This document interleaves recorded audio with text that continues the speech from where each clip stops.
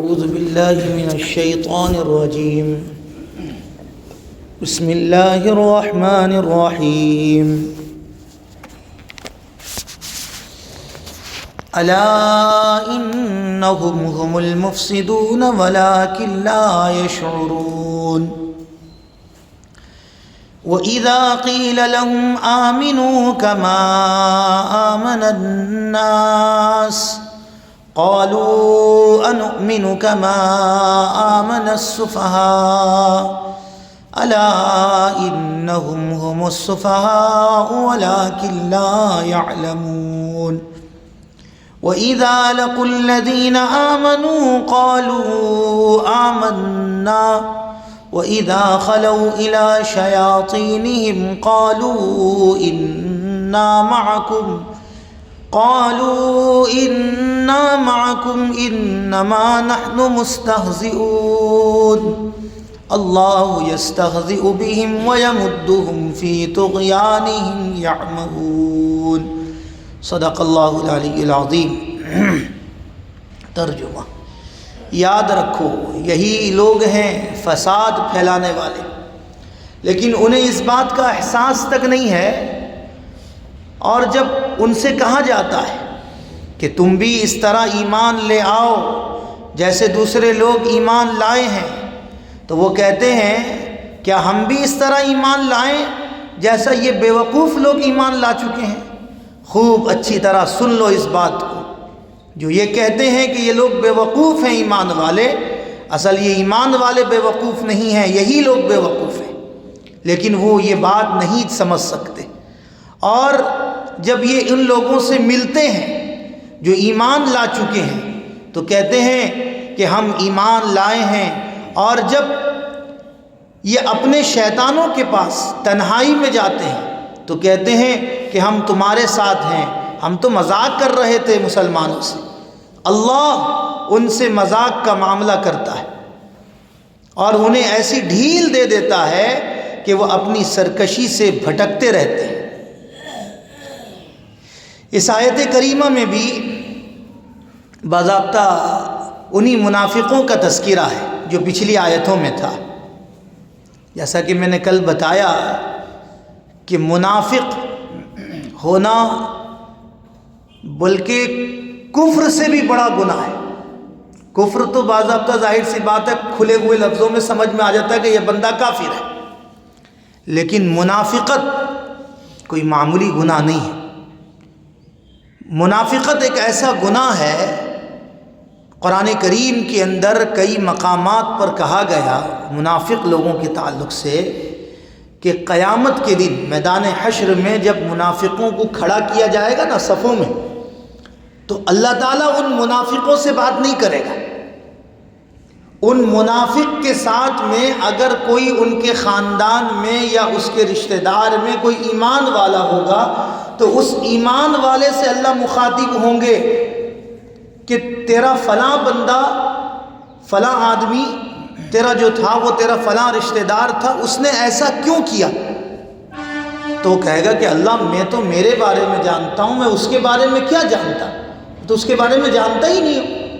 تو جواب ملے گا نہیں، تو بتا اس کی حرکتیں کیا تھیں. تو پھر اس منافق کی حرکتوں کو سامنے رکھا جائے گا اس شخص کے سامنے، تو یہ بتائے گا.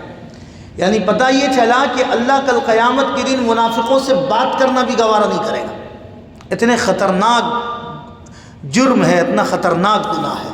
حضرت سلمان فارسی رضی اللہ تعالیٰ عنہ سے روایت ہے کہ آپ فرماتے ہیں کہ جب یہ آیت نازل ہوئی نا مدینۃ المنورہ میں، سورۃ البقرہ جب نازل ہوئی، مدینہ کی سب سے پہلی سورت تھی یہ، تو جب یہ آیت نازل ہوئی تو جو لوگ منافقت کرتے تھے، جن کی سرداری ختم ہو چکی تھی، پہلے سے جو سردار بنے بیٹھے ہوئے تھے، اب اللہ کے رسول کے آنے کے بعد، اسلام کے پھیلنے کے بعد ان کی سرداری ختم ہو گئی.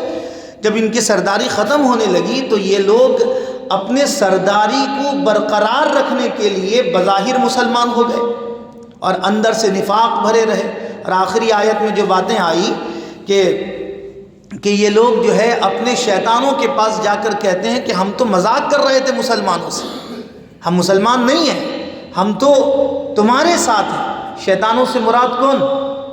کہ یہ وہی وہ لوگ ہیں جو لوگ نفاق رکھنے والے، یعنی منافق، عبداللہ ابن ابی بن سلول اور کعب بن اشرف، یہ سب بڑے بڑے منافق تھے جن کی منافقت کھل چکی تھی، یہ قبیلے کے بڑے بڑے سردار تھے۔ تو ان لوگوں کے سامنے یہ چھوٹے چھوٹے منافق جا کر کہتے تھے ہم تو مسلمانوں سے مذاق کر رہے تھے۔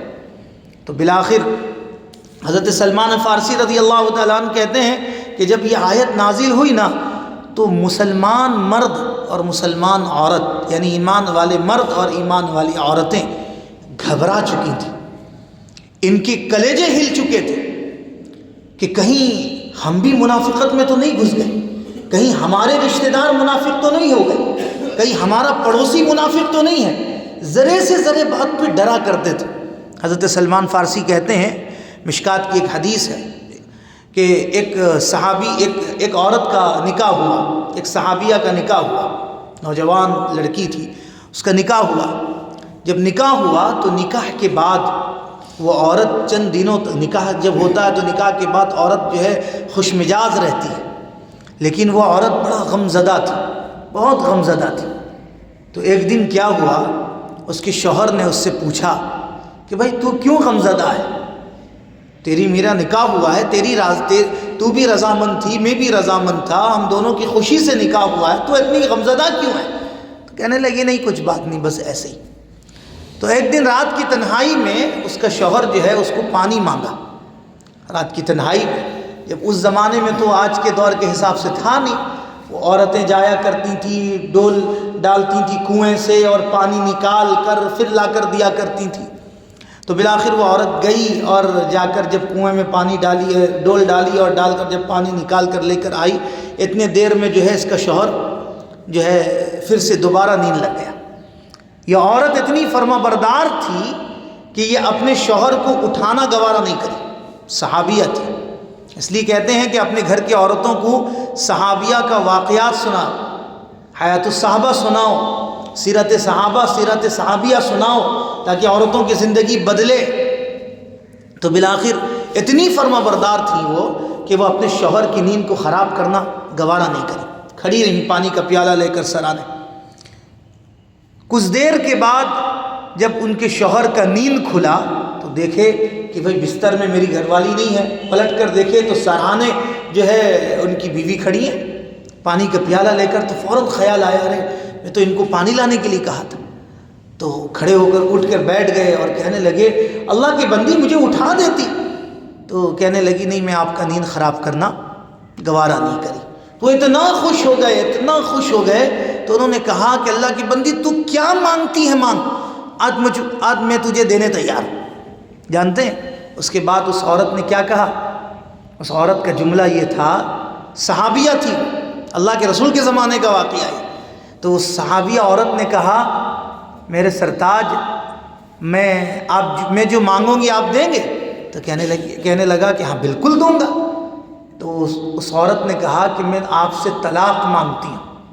گھبرا گیا وہ بھی صحابی تھے، گھبرا گئے، پریشان ہو گئے، کہنے لگے کیوں طلاق مانگ رہی ہے؟ نہیں بس میں طلاق چاہتی ہوں آپ سے۔ تو بولے ٹھیک ہے صبح ہونے دو۔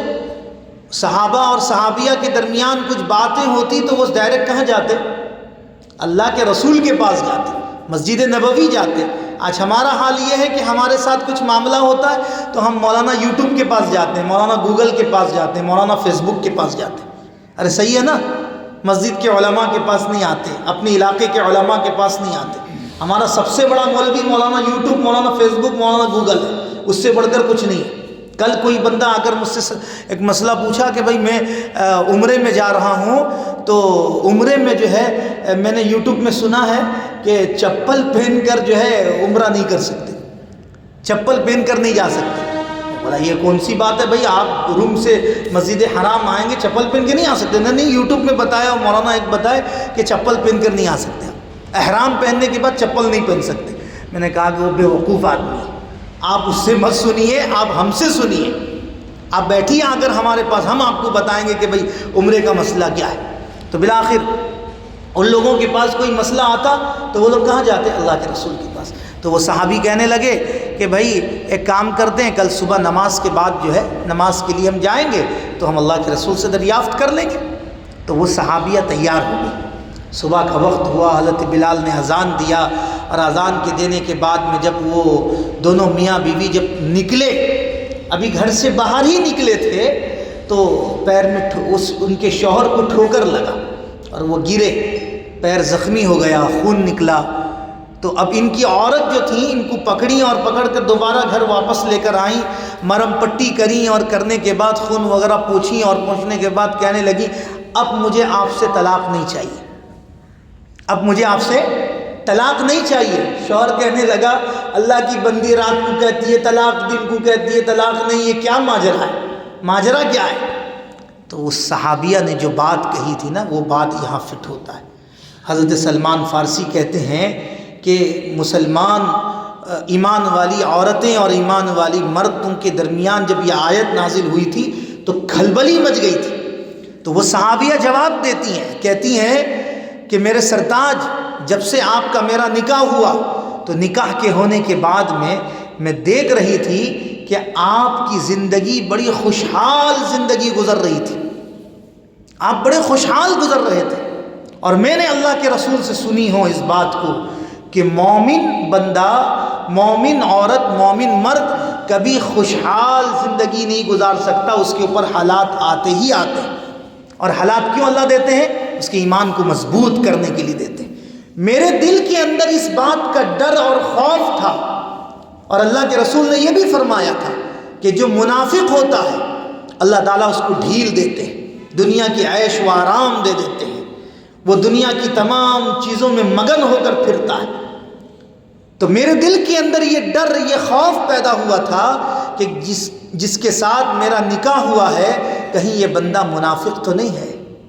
جب آپ اور میں جب اللہ کے راستے میں یعنی فجر کی نماز کے لیے جب جا رہے تھے تو ہوا یہ کہ آپ کے پیر میں چوٹ لگا اور آپ کے پیر سے خون نکلا، تو میں سمجھ گئی کہ نہیں یہ منافق نہیں ہے، یہ ایمان والے ہیں۔ اللہ جو یہ خوشحالی آپ کو دیا تھا یہ نفاق کے بنیاد پر نہیں، یہ ایمان کی بنیاد پر دیا تھا۔ تو اس زمانے کی عورتیں یہ تھیں۔ تو اس آیت کریمہ کے اندر بھی اللہ یہ بات کو سمجھا رہا ہے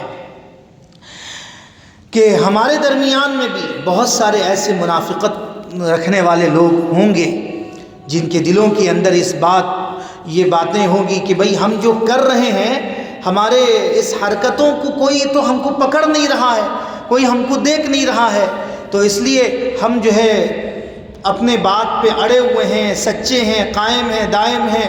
تو اللہ تعالیٰ ایسے لوگوں کے بارے میں بات کو واضح کر کے بیان کر رہا ہے۔ ایسے لوگ جو ہے نا بڑے گمراہی پر ہیں، اور یہ لوگوں کو تھوڑی دیر کے لیے ڈھیل مل گئی ہے تو یہ لوگ سمجھ رہے ہیں کہ ہم کو بہت کچھ مل گیا ہے۔